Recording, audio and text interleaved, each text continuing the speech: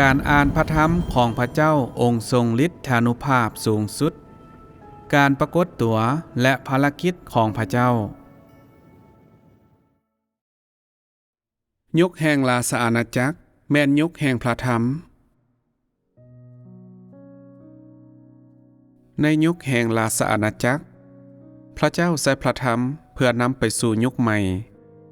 เปลี่ยนแปลงวิธีปฏิบัติภารกิจของพระองค์และปฏิบัติภารกิจของยุคทั้งหมดนี่แม่นหลักการที่พระเจ้าปฏิบัติภารกิจในยุคแห่งพระธรรมพระองค์กลายมาเป็นเนื้อหนังเพื่อกล่าวจากมุมมองที่แตกต่างกันเพื่อว่ามนุษย์จะสามารถเห็นพระเจ้าอย่างแท้จริงซึ่งเป็นพระธรรมที่ปรากฏในเนื้อหนังและสามารถเบิ่งเห็นสติปัญญา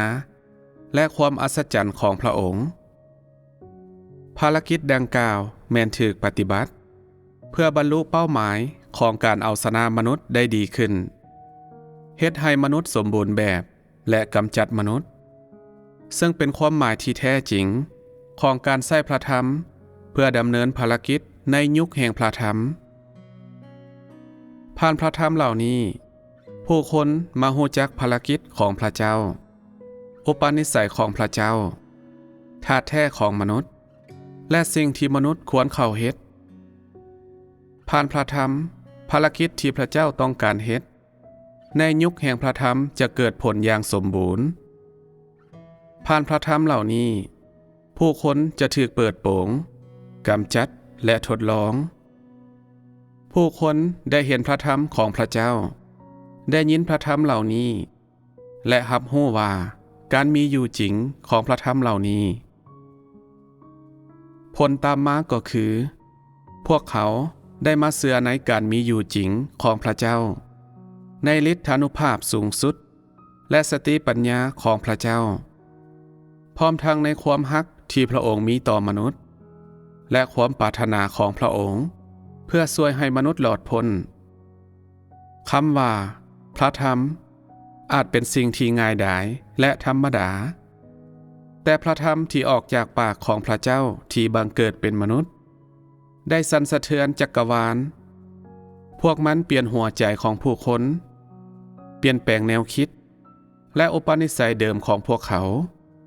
และเปลี่ยนแปลงลักษณะที่โลกทั้งปวงเคยเป็นตลอดยุคต่างๆมีเพียงแต่พระเจ้าในปัจจุบันที่ปฏิบัติภารกิจในลักษณะนี้และมีเพียงแต่พระองค์ที่กล่าวแบบนี้และมาช่วยมนุษย์ให้หลอดพ้นแบบนี้นับตั้งแต่นี้ต่อไปมนุษย์จะดำรงชีวิตอยู่ภายใต้การชี้นำจากพระธรรมของพระเจ้าได้รับการเลี้ยงดูและการสนองโดยพระธรรมของพระองค์ผู้คนดำรงชีวิตอยู่ในโลกแห่งพระธรรมของพระเจ้าท่ามกลางคำสาปแช่งและพรจากพระธรรมของพระเจ้าและถึงกับมีอีกหลายคนที่มาดำรงชีวิตอยู่ภายใต้การพิพากษาและการตีสอนจากพระธรรมของพระองค์พระธรรมเหล่านี้และภารกิจนี้แม่นล้วนแล้วแต่เห็นแก่ความหลอดพ้นของมนุษย์เห็นแก่การสำเร็จตามความประสงค์ของพระเจ้าและเห็นแก่การเปลี่ยนแปลงภาพลักษณ์เดิมของโลกแห่งการสร้างพระเจ้าเนรมิตสร้างโลกโดยใช้พระธรรมพระองค์นำพามนุษย์ทั่วจักรวาลโดยใช้พระธรรมและพระองค์เอาชนะและช่วยพวกเขาให้รอดพ้นโดยใช้พระธรรม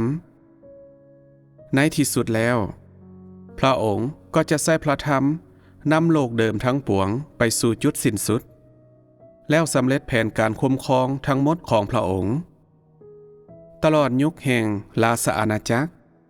พระเจ้าใช้พระธรรมเพื่อปฏิบัติภารกิจของพระองค์และบรรลุผลในภารกิจของพระองค์พระองค์บ่ได้เฮ็ดสิ่งอัศจรรย์หรือแสดงปาฏิหาริย์เพียงแต่เฮ็ดภารกิจของพระองค์ผ่านพระธรรมเท่านั้นย้อนพระธรรมเหล่านี้มนุษย์จึงได้รับการหล่อเลี้ยงและการสนองและรับความรู้และประสบการณ์ที่แท้จริงในยุคแห่งพระธรรมมนุษย์ได้รับพรเป็นพิเศษเขาบ่ได้ทนทุกข์กับความเจ็บปวดของร่างกาย และเพียงแต่มีความสุขกับการสนองอย่างอุดมสมบูรณ์จากพระธรรมของพระเจ้าโดยบ่จำเป็นต้องแสวงหาอย่างตาบอดหรือออกเดินทางค้นหาอย่างตาบอดเขาสามารถเห็นการปรากฏตัวของพระเจ้าได้ยินเสียงของพระองค์กล่าวด้วยปากของพระองค์เองได้รับเอาสิ่งที่พระองค์ประทานให้และเฝ้าเบิ่งพระองค์ที่กำลังเฮ็ดภารกิจของพระองค์ด้วยพระองค์เองท่ามกลางความสุขสบายของเขาสิ่งเหล่านี้คือสิ่งที่มนุษย์ในยุคที่ผ่านมาบ่สามารถชื่นชมได้และพวกมันเป็นพรที่พวกเขาบ่สามารถได้รับจักเทื่อพระเจ้าตั้งใจเฮ็ดให้มนุษย์สมบูรณ์แบบบ่ว่าพระองค์จะกล่าวจากมุมมองใดก็ตามทั้งหมดก็เพื่อเห็นแก่การเฮ็ดให้ผู้คนสมบูรณ์แบบพระธรรมที่กล่าวจากมุมมองของพระวิญญาณก็ยากที่ผู้คนจะเข้าใจพวกเขาบ่มีทางค้นพบเส้นทางในการปฏิบัติย้อนความสามารถของพวกเขาในการเข้าใจแม้นมีความจำกัดภารกิจของพระเจ้าบรรลุผลที่แตกต่างกันและพระองค์มีเป้าหมายในการปฏิบัติภารกิจแต่ละขั้นตอนของพระองค์ยิ่งไปกว่านั้นพระองค์จำเป็นต้องกล่าวจากมุมมองที่แตกต่างกันย้อนโดยการเฮ็ดแบบนั้นเท่านั้นพระองค์จึงสามารถเฮ็ดให้มนุษย์สมบูรณ์แบบได้ถ้าพระองค์เพียงแต่เปล่งเสียงของพระองค์กล่าวจากมุมมองของพระวิญญาณเท่านั้นมันก็จะบ่มีทางที่จะสำเร็จขั้นตอนนี้ในภารกิจของพระองค์จากน้ำเสียงที่พระองค์กล่าวเจ้าสามารถเห็นได้ว่าพระองค์ตั้งใจที่จะสร้างให้คนกลุ่มนี้สมบูรณ์แบบฉะนั้นแม่นหยังควรเป็นบาตรก้าวทำอิฐสำหรับแต่ละคนที่ปรารถนาถูกเฮ็ดให้สมบูรณ์นอกเหนือสิ่งอื่นใดเจ้าต้องรู้จักภารกิจของพระเจ้ามื้อนี้วิธีการได้เริ่มต้นขึ้นในภารกิจของพระเจ้ายุคสมัยได้เปลี่ยนแปลงไปลักษณะที่พระเจ้าปฏิบัติภารกิจก็เปลี่ยนไปเช่นกันและวิธีการที่พระองค์กล่าวก็แตกต่างกันมื้อนี้บ่แม่นเพียงแต่ว่าวิธีการในภารกิจของพระองค์ได้เปลี่ยนแปลงไปเท่านั้นแต่ยุคก็ได้เปลี่ยนแปลงเช่นกันตอนนี้แม่นยุคแห่งราชอาณาจักรมันยังเป็นยุคแห่งการฮักพระเจ้ามันคือการซิมรสชาติล่วงหน้าของยุคแห่งอาณาจักรพันปีซึ่งยังเป็นยุคแห่งพระธรรมอีกด้วยและเป็นยุคที่พระเจ้าใช้หลายวิธีในการกล่าวเพื่อเฮ็ดให้มนุษย์สมบูรณ์และกล่าวจากมุมมองที่แตกต่างกันเพื่อสนองให้แก่มนุษย์เมื่อได้ก้าวเข้ายุคแห่งอาณาจักรพันปีพระเจ้าก็จะเริ่มใช้พระธรรมเพื่อเฮ็ดให้มนุษย์สมบูรณ์แบบเฮ็ดให้มนุษย์สามารถเข้าสู่ชีวิตความเป็นจริงและนำพามนุษย์ไปสู่เส้นทางที่ถูกต้องเมื่อได้ประสบกับหลายขั้นตอนในภารกิจของพระองค์มนุษย์ก็ได้เห็นว่าภารกิจของพระองค์บ่ได้หยุดชะงักแต่กำลังวิวัฒนาการและลงลึกอย่างต่อเนื่องหลังจากที่ผู้คนได้เผชิญกับมันเป็นเวลาดนภารกิจก็ได้หมุนซ้ำแล้วซ้ำอีกเปลี่ยนแปลงครั้งแล้วครั้งเล่าถึงแม้นว่า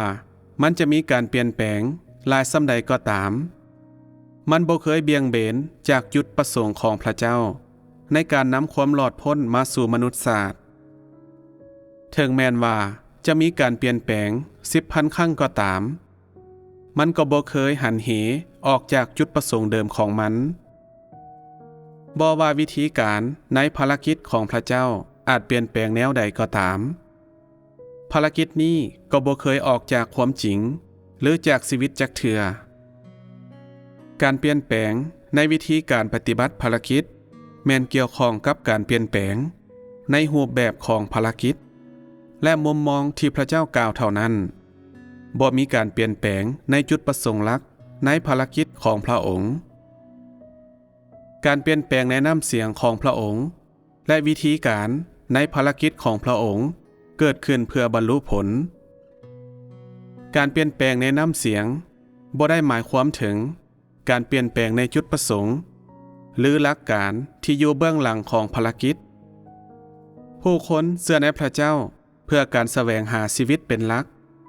ถ้าเจ้าเชื่อในพระเจ้าแต่บ่แสวงหาชีวิตหรือค้นหาความจริง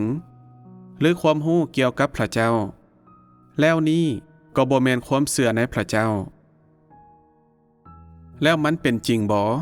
ที่จะยังแสวงหาเพื่อเข้าสู่อาณาจักรเพื่อเป็นกษัตริย์การบรรลุความฮักที่แท้จริงสำหรับพระเจ้าผ่านการแสวงหาชีวิตมีเพียงแต่สิ่งนี้จึงเป็นความเป็นจริงการแสวงหาและการปฏิบัติความจริงสิ่งเหล่านี้ล้วนแล้วแต่เป็นความเป็นจริงเมื่อได้อ่านพระธรรมของพระเจ้าและเผชิญกับพระธรรมเหล่านี้เจ้าจึงจะเข้าใจในความรู้เกี่ยวกับพระเจ้าท่ามกลางประสบการณ์ตัวจริงและนี่เป็นความหมายของการแสวงหาอย่างแท้จริงตอนนี้แม่นยุคแห่งราชอาณาจักรบ่ว่าเจ้าได้เข้าสู่ยุคใหม่นี้หรือบ่แม่นขึ้นอยู่กับว่าเจ้าได้เข้าสู่ความเป็นจริงในพระธรรมของพระเจ้าหรือบ่ขึ้นอยู่กับว่าพระธรรมของพระองค์ได้กลายมาเป็นชีวิตความเป็นจริงของเจ้าหรือบ่พระธรรมของพระเจ้าได้ถูกเปิดเผยต่อทุกคนเพื่อว่าในที่สุดแล้วทุกคนจะดำรงชีวิตอยู่ในโลกแห่งพระธรรมของพระเจ้าและพระธรรมของพระองค์จะส่องแสงและเยียงทางให้แต่ละคนจากภายในในระหว่างเวลานี้ถ้าเจ้าประมาทในการอ่านพระธรรมของพระเจ้าและบ่สนใจในพระธรรมของพระองค์แล้วนี้ก็แสดงว่าสภาวะของเจ้าบ่ถูกต้องถ้าเจ้าบ่สามารถเข้าสู่ยุคแห่งพระธรรมแล้วพระวิญญาณบริสุทธิ์ก็จะบ่ปฏิบัติภารกิจในตัวเจ้าถ้าเจ้าได้เข้าสู่ยุคนี้แล้วพระองค์ก็จะปฏิบัติภารกิจของพระองค์เจ้าสามารถเฮ็ดหยังได้แด่เมื่อยุคแห่งพระธรรมได้เริ่มต้นขึ้นเพื่อรับเอาภารกิจของพระวิญญาณบริสุทธิ์ในยุคนี้และในบรรดาพวกเจ้าพระเจ้าจะสำเร็จตามข้อแท้จริงดังต่อไปนี้ทุกคนต้องใช้ชีวิตตามพระธรรมของพระเจ้าต้องสามารถนำเอาความจริงมาปฏิบัติและฮักพระเจ้าอย่างจริงใจการที่ทุกคนจะใช้พระธรรมของพระเจ้าเพื่อเป็นพื้นฐานและเป็นความเป็นจริงของพวกเขาและมีหัวใจที่ยำเกรงพระเจ้าและโดยผ่านการปฏิบัติตามพระธรรมของพระเจ้ามนุษย์จะได้รับฤทธิ์อำนาจของกษัตริย์ร่วมกับพระเจ้านี่แม่นภารกิจที่พระเจ้าจะบรรลุผลเจ้าสามารถดำเนินชีวิตต่อไปโดยบ่ต้องอ่านพระธรรมของพระเจ้าบ่มื้อนี้มีหลายคนที่รู้สึกว่าพวกเขาจะบ่สามารถดำเนินชีวิตต่อไปได้แม้แต่1มื้อหรือ2มื้อถ้าบ่ได้อ่านพระธรรมของพระองค์พวกเขาต้องอ่านพระธรรมของพระองค์ทุกมื้อและถ้าเวลาบ่เอื้ออำนวยการฟังพระธรรมเหล่านั้นก็เพียงพอแล้วนี่แม่นความรู้สึกที่พระวิญญาณบริสุทธิ์มอบให้ผู้คนและมันเป็นวิธีที่พระองค์เริ่มต้นโดนบันดาลพวกเขานั่นก็คือพระองค์ปกครองผู้คนผ่านพระธรรมเพื่อว่ามนุษย์จะสามารถเข้าสู่ความเป็นจริงในพระธรรมของพระเจ้าหลังจากเพียงแต่มื้อเดียวที่บ่ได้กินและดื่มพระธรรมของพระเจ้าถ้าเจ้ารู้สึกมืดมัวและหิวกระหายและบ่สามารถทนได้นี่ก็แสดงว่าเจ้าถูกโดนใจโดยพระวิญญาณบริสุทธิ์และพระองค์บ่ได้หันหนีจากเจ้าเลยฉะนั้นเจ้าคือคนหนึ่งที่อยู่ในกระแสนี้ถึงอย่างใดก็ตามหลัง1หรือ2มื้อที่บ่ได้กินและดื่มพระธรรมของพระเจ้าถ้าเจ้าบ่รู้สึกหยังเลยและถ้าเจ้าบ่ได้หิวกระหายและบ่ถูกโดนบันดาลหยังเลยสิ่งนี้ก็แสดงว่าพระวิญญาณบริสุทธิ์ได้หันหนีจากเจ้าแล้ว แล้วนี่ก็หมายความว่ามีบางสิ่งที่บ่ถูกต้องกับสภาวะภายในของเจ้าบ่ได้เข้าสู่ยุคแห่งพระธรรมและเจ้าเป็นหนึ่งในคนที่ถูกปาไว้ข้างหลัง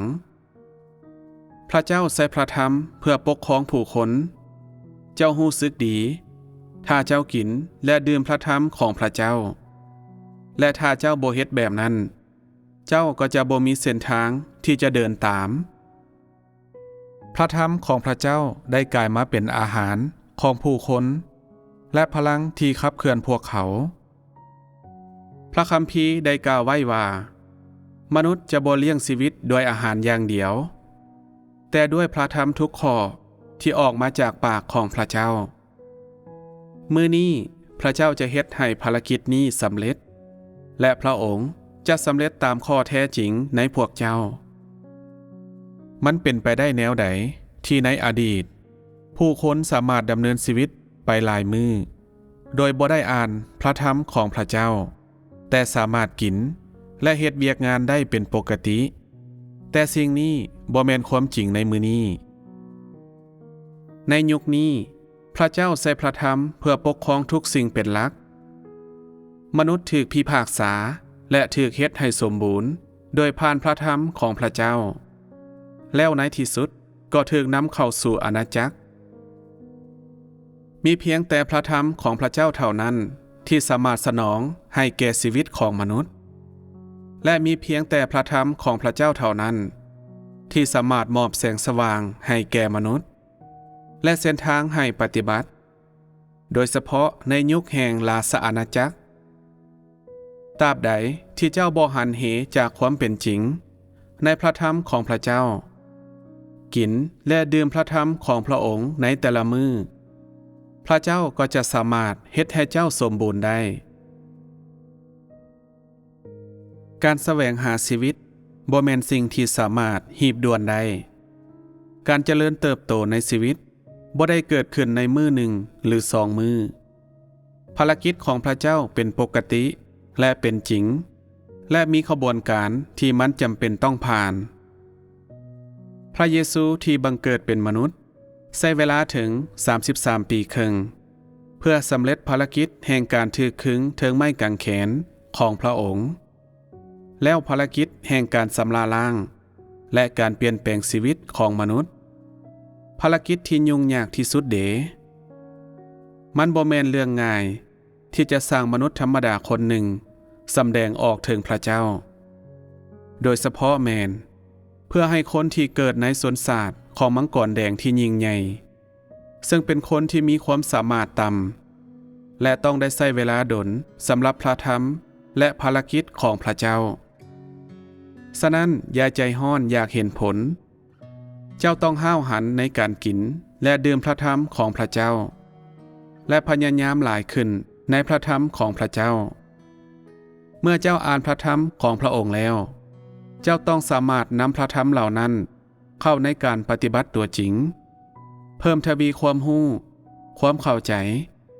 การเห็นแจ้งและสติปัญญาในพระธรรมของพระเจ้าผ่านสิ่งนี้เจ้าจะเปลี่ยนแปลงโดยบ่รู้สึกตัวถ้าเจ้าสามารถยึดถือเอาการกินและการดื่มพระธรรมของพระเจ้าการอ่านพระธรรมเหล่านั้นการรู้จักพวกมันการมีประสบการณ์กับพวกมันและการปฏิบัติพวกมันเป็นหลักการของเจ้าก็จะเป็นผู้ใหญ่โดยบ่รู้สึกตัวมีคนที่ว่าพวกเขาบ่สามารถนำพระธรรมของพระองค์เข้าในการปฏิบัติได้แม้นแต่หลังจากที่อ่านพระธรรมเหล่านั้นเจ้าจะเฝ้าไปไสเมื่อเจ้ามีวุฒิภาวะในระดับใดหนึ่งเจ้าก็จะสามารถนำพระธรรมของพระองค์เข้าในการปฏิบัติได้เด็กน้อยที่มีอายุ4 หรือ 5 ปีจะว่าพวกเขาบ่สามารถสนับสนุนหรือให้เกียรติพ่อแม่ของพวกเขาบ่เจ้าควรรู้สภาพว่าวุฒิภาวะในปัจจุบันของเจ้ามีหลายส่ำใดให้นำสิ่งที่เจ้าสามารถปฏิบัติไปปฏิบัติและหลีกเว้นจากการเป็นคนที่ขัดขวางการคุ้มครองของพระเจ้า เพียงแต่กินและดื่มพระทัยของพระเจ้าและรับเอาสิ่งนั้นเป็นหลักการนับแต่นี้ไปตอนนี้บ่ต้องกังวลเกี่ยวกับว่าพระเจ้าจะสามารถเฮ็ดให้เจ้าสมบูรณ์หรือบ่ฟ้าวลงลึกในเรื่องนั้นเพียงแต่กินและดื่มพระทัยของพระเจ้าดังที่พวกมันมาถึงเจ้าและพระเจ้าจะเฮ็ดให้เจ้าสมบูรณ์อย่างแน่นอนถึงอย่างใดก็ตามมีหลักการที่เจ้าต้องกินและดื่มพระทัยของพระองค์อย่าเฮ็ดอย่างลับหูลับตาในด้านหนึ่งในการกินและดื่มพระทัยของพระเจ้าให้แสวงหาพระทัยที่เจ้าควรรู้จักนั่นก็คือพระทัยที่เกี่ยวข้องกับนิมิตและในอีกด้านหนึ่งให้แสวงหาสิ่งที่เจ้าควรนำไปปฏิบัติตัวจริงนั่นก็คือสิ่งที่เจ้าควรเข้าปฏิบัติลักษณะหนึ่งต้องเกี่ยวข้องกับความรู้และอีกลักษณะหนึ่งแม่นเกี่ยวข้องกับการเข้าปฏิบัติหลังจากที่เจ้าเข้าใจทั้งสองลักษณะแล้ว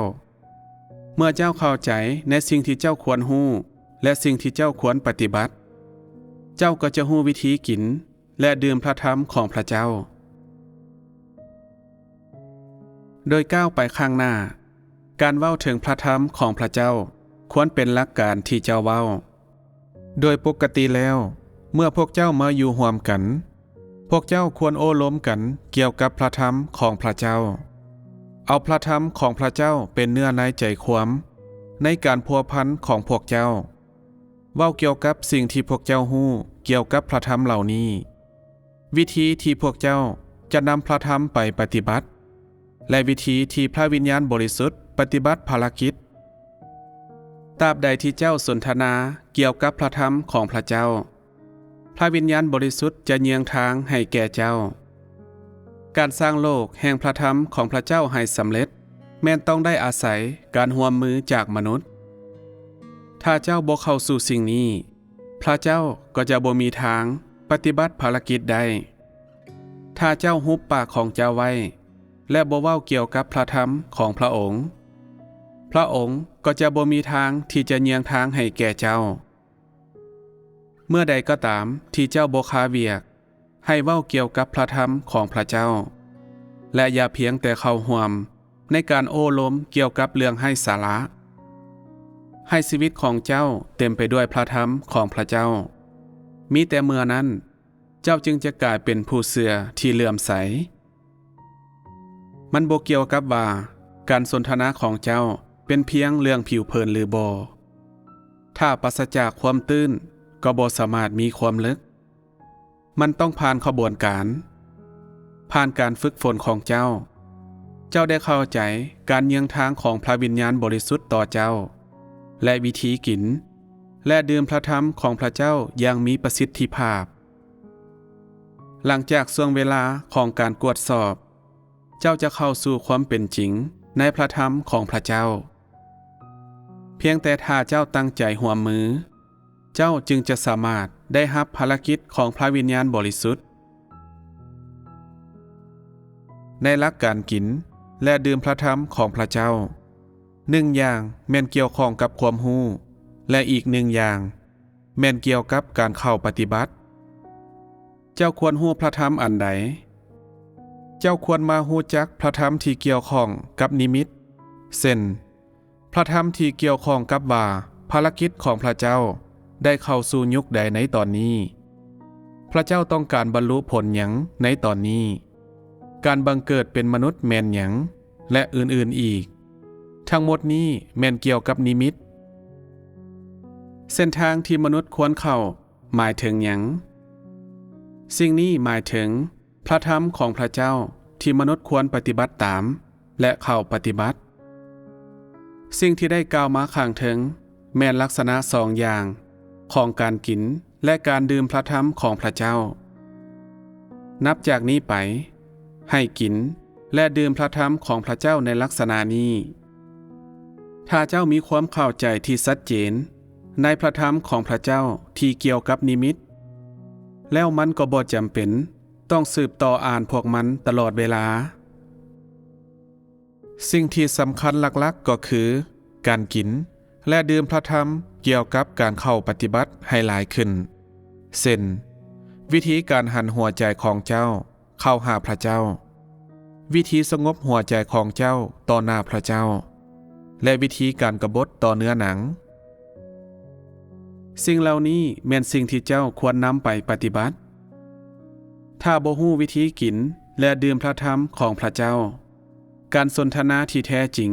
ก็จะเป็นไปบ่ได้หลังจากที่เจ้าฮู้วิธีกินและดื่มพระธรรมของพระองค์เมื่อเจ้าเข้าใจว่าแม่นหยังคือสิ่งสำคัญการสนทนาก็จะเปิดกว้างขึ้นและสำหรับปัญหาหยังก็ตามที่เกิดขึ้น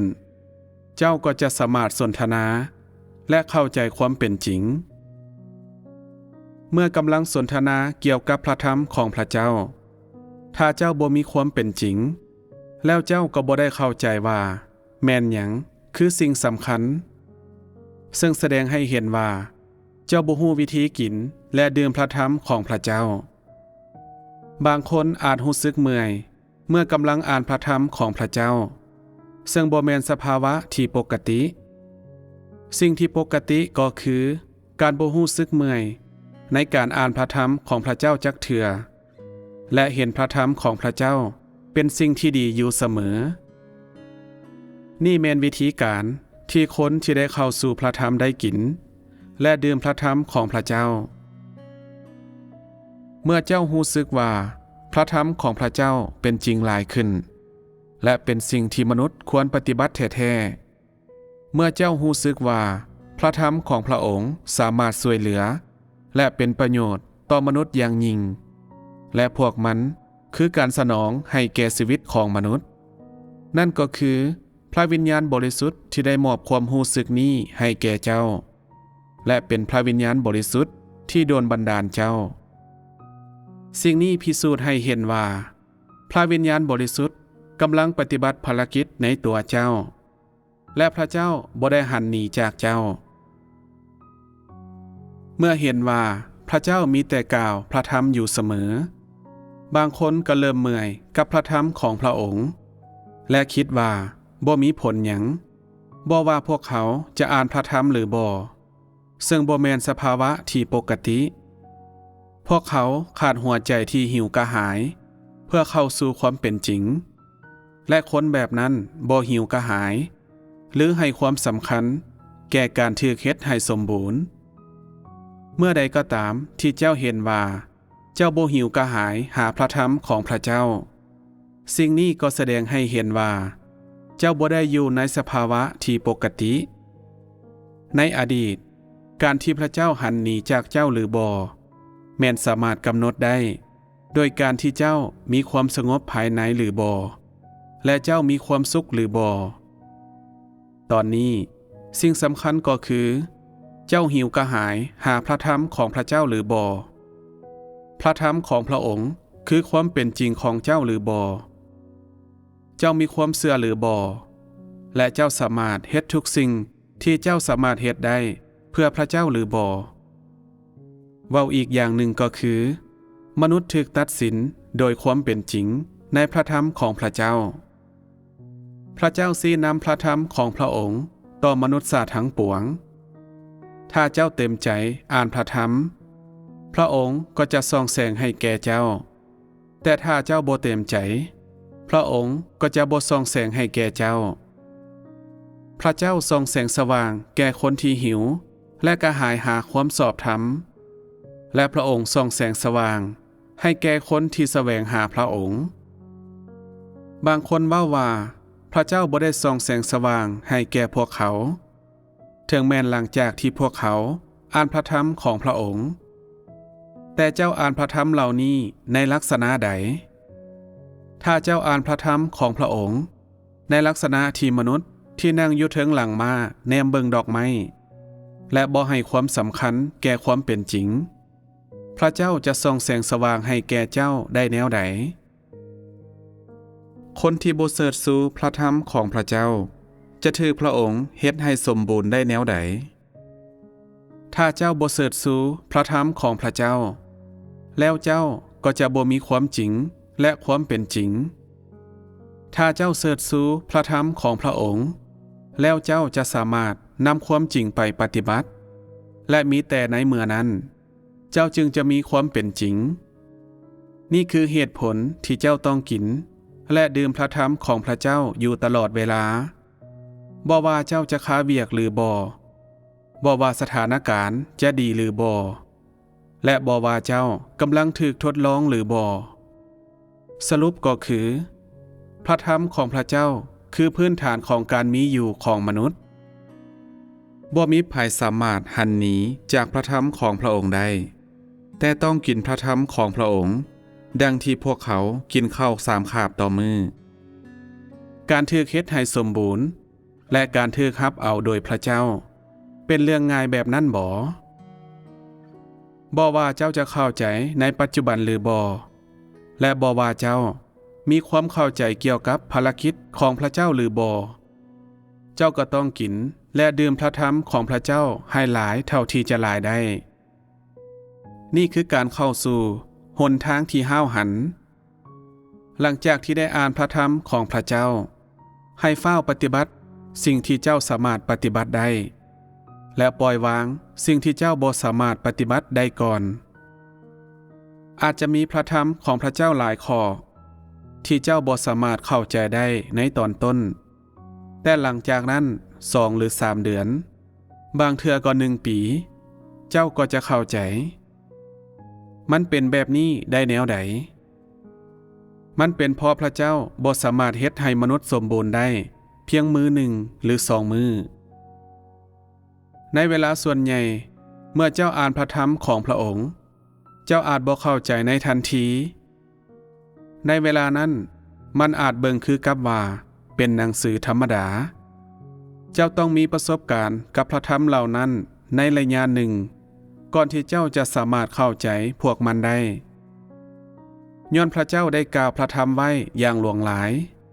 เจ้าควรพยายามสุดความสามารถของเจ้าเพื่อกินและดื่มพระธรรมของพระองค์แล้วหลังจากนั้นเจ้าจะเข้าใจโดยที่เจ้าบ่ฮู้ตัวและพระวิญญาณบริสุทธิ์จะส่องแสงสว่างให้แก่เจ้าโดยที่เจ้าบ่ฮู้ตัวเมื่อเวลาพระวิญญาณบริสุทธิ์ส่องแสงสว่างให้แก่มนุษย์มันก็มักเกิดขึ้นโดยที่มนุษย์บ่ฮู้ตัวพระองค์ส่องแสงสว่างและชี้นำเจ้าเมื่อเจ้าหิวกระหายและแสวงหาหลักการที่พระวิญญาณบริสุทธิ์ปฏิบัติภารกิจแม่นอิงใส่พระธรรมของพระเจ้าที่เจ้ากินและดื่มทุกคนที่บ่ให้ความสำคัญต่อพระธรรมของพระเจ้าและมีท่าทีที่แตกต่างต่อพระธรรมของพระองค์แล้วเชื่อในความคิดที่งมงวยของพวกเขาว่ามันบ่ได้แตกต่างถึงว่าพวกเขาจะอ่านพระธรรมของพระองค์หรือบ่คนเหล่านี้เป็นคนที่บ่มีความเป็นจริงภารกิจของพระวิญญาณบริสุทธิ์หรือแสงสว่างของพระองค์บ่สามารถปรากฏเห็นในคนดังกล่าวคนแบบนี้เพียงแต่ใช้ชีวิตอย่างให้ค่าและเป็นคนทำทาเฮ็ดโดยที่บ่มีคุณสมบัติอย่างแท้จริงคือกันกับเท้านางกัวในคำอุปมาถ้าบ่มีพระธรรมของพระเจ้าเป็นความเป็นจริงของเจ้าก็บ่มีวุฒิภาวะที่แท้จริงเมื่อฮอดเวลาที่จะถูกทดลองเจ้าก็จะล้มอย่างแน่นอนและในเมื่อนั้นเองวุฒิภาวะที่แท้จริงของเจ้าจะถูกเปิดเผยแต่เมื่อถูกอ้อมล้อมโดยการทดลองคนที่แสวงหาเพื่อเข้าสู่ความเป็นจริงอย่างเป็นปกติก็จะเข้าใจจุดประสงค์ในภารกิจของพระเจ้าผู้ที่มีจิตสำนึกและคนที่หิวกระหายหาพระเจ้าควรดำเนินการตัวแท้จริง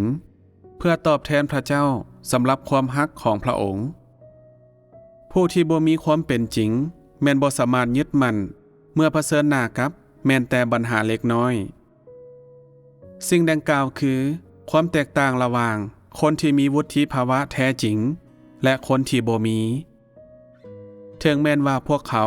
ทั้งกินและดื่มพระธรรมของพระเจ้าเป็นหยังบางคนจึงสามารถยึดมั่นเมื่ออยู่ท่ามกลางการทดลองในขณะที่คนอื่นแล่นหนีไป ความแตกต่างที่ชัดเจนก็คือบางคนขาดวุฒิภาวะที่แท้จริงพวกเขาบ่มีพระธรรมของพระเจ้าที่เฮ็ดหน้าที่เป็นความเป็นจริงของพวกเขาและพระธรรมของพระองค์บ่ได้ฝังหากภายในพวกเขาทันทีที่พวกเขาถูกทดลองพวกเขาก็ไปถึงปลายเส้นทางของพวกเขาแล้วเป็นหยังบางคนจึงสามารถยึดมั่นเมื่ออยู่ท่ามกลางการทดลองมันเป็นเพราะพวกเขาเข้าใจความจริงและมีนิมิตและพวกเขาเข้าใจเจตนาของพระเจ้าและเงื่อนไขของพระองค์และด้วยเหตุนั้นพวกเขาจึงสามารถยึดมั่นเมื่ออยู่ท่ามกลางการทดลองนี่แม่นวุฒิภาวะที่แท้จริงและนี่เป็นชีวิตเช่นกันบางคนอาจยังได้อ่านพระธรรมของพระเจ้าแต่บ่ได้นำพระธรรมเหล่านี้ไปปฏิบัติบ่ได้จริงจังกับพวกมันคนที่บ่จริงจังกับพระธรรมเหล่านั้นก็บ่ให้ความสำคัญในการปฏิบัติคนที่บ่มีพระธรรมของพระเจ้าที่เฮ็ดหน้าที่เป็นความเป็นจริงของพวกเขาก็บ่มีวุฒิภาวะที่แท้จริงและคนดังกล่าวก็บ่สามารถยึดมั่นผ่านการทดลองได้เมื่อพระธรรมของพระเจ้าปรากฏขึ้นเจ้าก็ควรรับเอาพวกมันในทันทีแล้วกินและดื่มพระธรรมเหล่านั้นบ่ว่าเจ้าจะเข้าใจพระธรรมเหล่านั้นหลายส่ำใดหนึ่งมุมมองที่เจ้าต้องยึดมั่นก็คือการกินและดื่มการรู้จักและการปฏิบัติพระธรรมของพระองค์นี่เป็นสิ่งที่เจ้าควรสามารถเฮ็ดได้บ่ต้องกังวลว่าวุฒิภาวะของเจ้าอาจมีหลายส่ำใดเพียงแต่ใส่ใจกับการกินและดื่มพระธรรมของพระองค์นี่คือสิ่งที่มนุษย์ควรให้การร่วมมือชีวิตฝ่ายวิญญาณของเจ้าคือการพยายามเข้าสู่ความเป็นจริงในการกินและดื่มพระธรรมของพระเจ้าเป็นหลักและนำพระธรรมเหล่านั้นไปปฏิบัติมันบ่แม่นธุระของเจ้าที่จะไปใส่ใจกับสิ่งอื่นผู้นำคริสตจักรควรที่จะสามารถซี้นำไอ้น้องของพวกเขาทุกคนเพื่อว่าพวกเขาจะได้รู้จักวิธีกินและดื่มพระธรรมของพระเจ้านี่แม่นความรับผิดชอบของผู้นำคริสตจักรแต่ละคนบ่ว่าจะเป็นคนหนุ่มหรือผู้สูงอายุทุกคนควรถือเอาการกินและการดื่มพระธรรมของพระเจ้าเป็นสิ่งที่สำคัญหลายและควรรักษาพระธรรมนั้นไว้ในหัวใจของพวกเขาการเข้าสู่ความเป็นจริงนี้หมายถึงการเข้าสู่ยุคแห่งราชอาณาจักรมื้อนี้คนส่วนใหญ่รู้สึกว่าพวกเขาบ่สามารถมีชีวิตอยู่ได้ถ้าบ่ได้กินและดื่มพระธรรมของพระองค์และรู้สึกว่าพระธรรมของพระองค์แม่นสดใหม่บ่ว่าจะเป็นเวลาใดก็ตามนี่หมายความว่าพวกเขากำลังเริ่มก้าวเข้าสู่เส้นทางที่ถูกต้องพระเจ้าได้ใช้พระธรรมเพื่อปฏิบัติภารกิจของพระองค์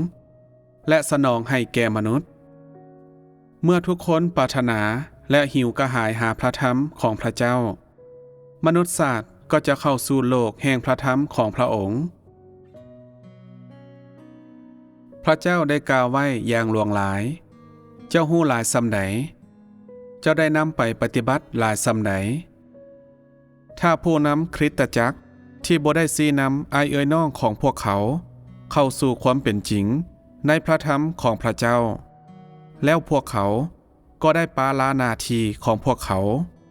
และล้มเหลวในการปฏิบัติต่อความรับผิดชอบของพวกเขาบ่ว่าความเข้าใจของเจ้าจะลึกซึ้งหรือมีเพียงแต่ผิวเผินบ่ว่าเจ้าจะมีความเข้าใจในระดับใดก็ตามเจ้าต้องรู้วิธีกินและดื่มพระธรรมของพระองค์เจ้าต้องเอาใจใส่หลายต่อพระธรรมของพระองค์และเข้าใจความสำคัญและความจำเป็นในการกินและการดื่มพระธรรมเหล่านั้นพระเจ้าได้กล่าวมาหลายแล้วถ้าเจ้าบ่กินและดื่มพระธรรมของพระองค์หรือพยายามแสวงหาหรือนำเอาพระธรรมของพระองค์ไปปฏิบัติ นี่ก็บ่สามารถเอิ้นว่าเป็นการเชื่อในพระเจ้าย้อนเจ้าเชื่อในพระเจ้าแล้วเจ้าก็ต้องกินและดื่มพระทัยของพระองค์เผชิญกับพระทัยของพระองค์และใช้ชีวิตตามพระทัยของพระองค์มีเพียงแต่สิ่งนี้จึงสามารถเอิ้นได้ว่าเป็นการเชื่อในพระเจ้าถ้าเจ้าเว้าว่าเจ้าเชื่อในพระเจ้าโดยปากของเจ้าแต่ยังบ่สามารถนำพระทัยข้อใดของพระองค์ไปปฏิบัติหรือก่อให้เกิดความเป็นจริงใดเลยสิ่งนี้บ่เอิ้นว่าเป็นการเชื่อในพระเจ้ากงกันข้ามมันคือการซอกหากินข้าวจีจนอิ่มการเว้าถึงคำพยานตื่นๆสิ่งที่บ่มีประโยชน์และเรื่องผิวเผินเท่านั้นโดยบ่มีความเป็นจริงแม้แต่น้อยเดียวสิ่งเหล่านี้บ่ได้ประกอบเป็นความเชื่อในพระเจ้าและเจ้าบ่ได้เข้าใจวิธีทางที่ถูกต้องในการเชื่อในพระเจ้า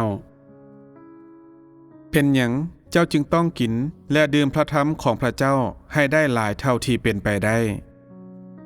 ถ้าเจ้าบ่กินและดื่มพระทัยของพระองค์แต่แสวงหาเพียงแต่เพื่อขึ้นสวรรค์นั่นแม่นการเชื่อในพระเจ้าบ่แม่นหยังคือขั้นตอนทำอิฐที่ผู้เชื่อในพระเจ้าควรเฮ็ดพระเจ้าเฮ็ดให้มนุษย์สมบูรณ์ด้วยเส้นทางใดเจ้าสามารถถูกเฮ็ดให้สมบูรณ์โดยบ่ต้องกิน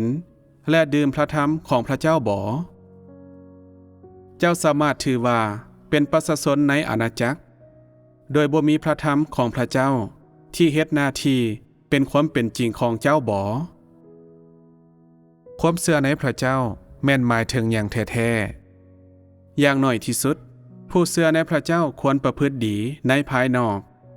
สิ่งที่สำคัญที่สุดก็คือการมีพระทัยของพระเจ้า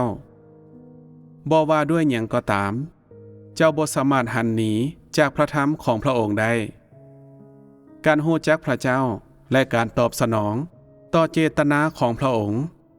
ล้วนแล้วแต่ถูกบรรลุผ่านพระทัยของพระองค์ในอนาคตทุกศาสตร์ทุกนิกายทุกศาสนาและทุกภาคส่วนจะถูกเอาชนะผ่านพระทัยของพระเจ้าพระเจ้าจะกล่าวโดยกงและทุกคนจะรับเอาพระทัยของพระองค์ไว้ในมือของพวกเขาและด้วยวิธีนี้มนุษยศาสตร์ก็จะถูกเฮ็ดให้สมบูรณ์พระทัยของพระเจ้าจะเผยแผ่ไปทั่วทั้งภายในและภายนอกมนุษยศาสตร์จะกล่าวพระทัยของพระเจ้าด้วยปากของพวกเขาปฏิบัติตามพระทัยของพระเจ้าและรักษาพระทัยของพระองค์ไว้ภายในยังคงแช่ในพระทัยของพระเจ้าทั้งภายในและภายนอกดังนั้นมนุษยศาสตร์จึงจะถูกเฮ็ดให้สมบูรณ์คนที่ตอบสนองต่อเจตนาของพระเจ้าและสามารถเป็นพยานให้แก่พระองค์คนเหล่านี้คือคนที่มีพระทัยของพระเจ้าเป็นความเป็นจริงของพวกเขาการเข้าสู่ยุคแห่งพระทัยนั่นก็คือยุคแห่งอาณาจักรพันปีคือภารกิจที่กำลังสำเร็จในปัจจุบันนับตั้งแต่นี้ต่อไปให้ปฏิบัติการสนทนาเกี่ยวกับพระทัยของพระเจ้ามีเพียงแต่ด้วยวิธีการกินและดื่มพร้อมทั้งการเผชิญกับพระทัยของพระเจ้าเท่านั้นเจ้าจึงจะสามารถดำรงชีวิตตามพระทัยของพระเจ้าเจ้าต้องก่อให้เกิดประสบการณ์ตัวจริงบางอย่างเพื่อที่จะซักจูงคนอื่นถ้าเจ้าบ่สามารถดำรงชีวิตตามความเป็นจริงในพระทัยของพระเจ้าบ่มีผู้ใดจะถูกซักจูงให้เชื่อได้ทุกคนที่ถูกพระเจ้าใช้ก็สามารถดำรงชีวิตตามความเป็นจริงในพระทัยของพระเจ้าได้ถ้าเจ้าบ่สามารถก่อให้เกิดความเป็นจริงนี้ได้และเป็นพยานให้แก่พระเจ้านี่ก็แสดงว่าพระวิญญาณบริสุทธิ์บ่ได้ปฏิบัติภารกิจในตัวเจ้า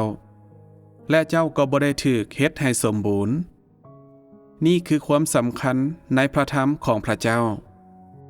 เจ้ามีหัวใจที่หิวกระหายหาพระทัยของพระเจ้าบ่คนที่หิวกระหายหาพระทัยของพระเจ้า ก็หิวกระหายหาความจริง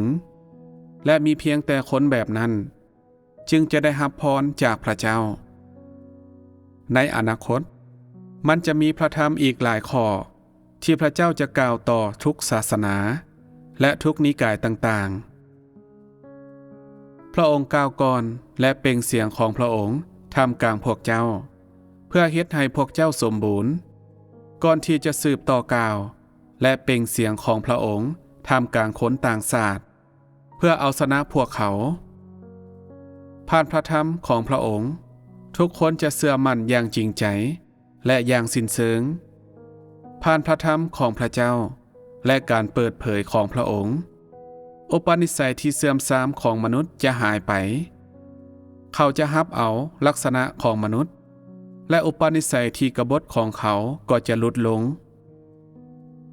พระธรรมปฏิบัติภารกิจต่อมนุษย์ด้วยฤทธิอำนาจและเอาชนะมนุษย์ด้วยแสงสว่างของพระเจ้าภารกิจที่พระเจ้าเฮ็ดในยุคปัจจุบันพร้อมด้วยจุดเปลี่ยนแปลงในภารกิจของพระองค์ล้วนแล้วแต่สามารถถูกค้นพบในพระธรรมของพระองค์ถ้าเจ้าบ่อ่านพระธรรมของพระองค์เจ้าก็จะบ่เข้าใจหยังผ่านการกินและการดื่มพระธรรมของพระองค์ด้วยตัวเจ้าเองและผ่านการมีส่วนสนทนากับอ้ายเอ๋ยน้องของเจ้าและประสบการณ์ตัวจริงของเจ้าจะได้รับความรู้ที่สมบูรณ์เกี่ยวกับพระธรรมของพระเจ้ามีเพียงแต่เมื่อนั้น